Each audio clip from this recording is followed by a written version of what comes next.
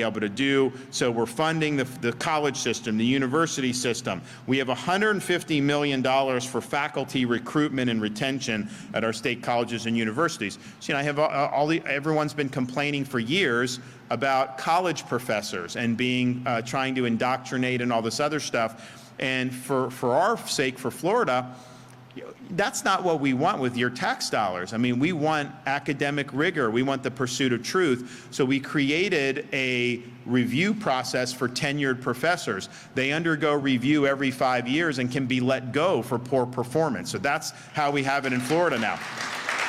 So, and you're seeing some, I mean, there's been gnashing of teeth about this in the media and stuff. Oh, some of these professors are leaving, this or that. But just understand, if you have Marxist professors leaving, that is a gain for the state of Florida. That's not a negative. I mean, we want to make sure we're doing well.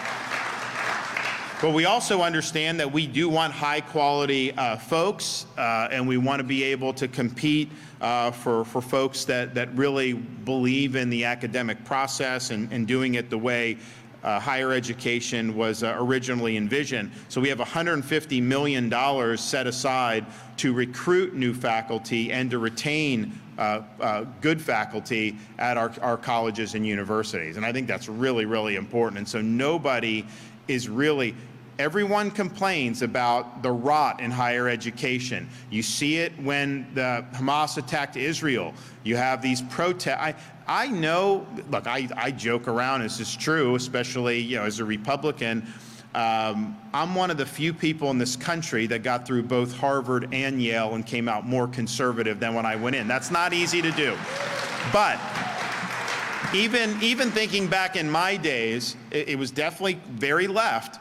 But I don't think back then that if there was a terrorist attack that you would have seen students and faculty going out to celebrate that. I don't think you would have. I think we've really lost our way even more. And when that attack happened, to see these demonstrators cheering Hamas, that was really chilling. It shows you there's a sickness in some of these institutions. MIT was saying, well, look, a lot of these are foreign students on visas. Well, I'll tell you what I'll do. I'll cancel their visa and I'll send them home. I don't want them coming here. We should be putting Americans in those slots. So you see that, and it's like, okay, well, we are remooring higher education back to its traditional mission. We're supposed to be preparing these students to be citizens of this republic. We're supposed to teach critical thinking. We're supposed to teach the pursuit of truth. We're supposed to uphold high academic standards and promote rigor. That's where we're going, and we're putting our money where our mouth is when it comes to that. We're also understand that, yes, we're proud of our university system, but a degree from a 4-year brick and ivy university is not the only way you can be successful. And for many young people, it's not the best way for you to be successful. So we set a goal, my first year as governor, to go from the bottom half of states to #1 in workforce education by the year 2030. We are following through on that promise by having invested more than $8 billion in workforce education. We want students to be able to acquire skills that can go into the trades that are in high demand. You look, when I became governor, we were doing about 600 truck drivers a year. Now we're doing 3,500 commercial driver's licenses a year. These are folks that are making 6 figures. There's a demand for this. Welding, electrical, aviation mechanics, you name it, we're creating where students can get certified when they graduate from high school. That is a huge, huge thing, and they have opportunities to do very, very well with no debt. And the thing about it is, when people act like a piece of paper, a degree, is the end-all be-all, that has led to a generation of students that have gone deep into debt.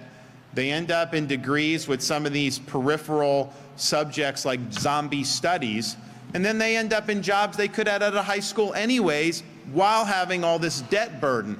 So we don't want that. Obviously, we want higher education to be affordable. It is in Florida for our Florida residents. And oh, by the way, grandparents, you can qualify your kids for in-state tuition as a grandparent in the state of Florida. So you have, you're down here in Southwest Florida, you got grandkids in Wisconsin or Iowa or Michigan, they can get in-state tuition based on their grandparents' residence. We're proud of that.